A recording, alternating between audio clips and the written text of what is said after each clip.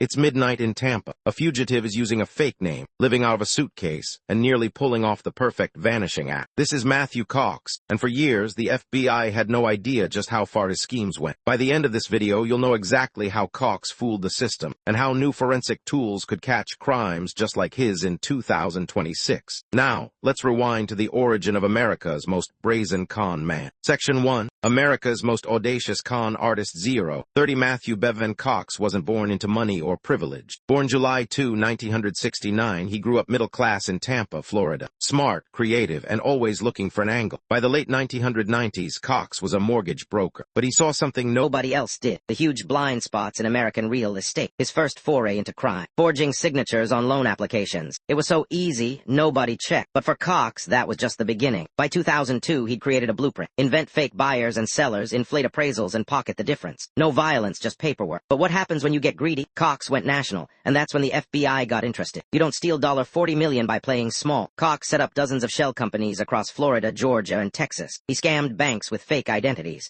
using stolen social security numbers, even crafting whole lives from thin air. The audacity was unmatched. But would his paper trail finally catch up with him? Section 2. The master plan begins 200. Here's where it gets interesting. By 2003, Cox stopped working alone. He recruited partners by seducing them, literally. His accomplice, Rebecca Hawk, was a former real estate agent. Together, they doubled the speed and scale of the fraud. They'd forge sales contracts, invent homes that didn't even exist, and use advanced printing techniques to replicate official documents. At one point, they submitted over 40 loan applications in just a single month. The banks rarely caught on. By 2004, the FBI was tracking strange clusters of failed loans, but the evidence didn't add up. No clear suspect, no obvious motive. Then Cox did something bold. When he suspected the net was closing, he and Hawk relocated, cycling through states, forging new ID and taking their scam on the road. They even taunted authorities with intentionally sloppy paperwork just to show off. But what happened next changed everything. Section 3. The FBI strikes back 400.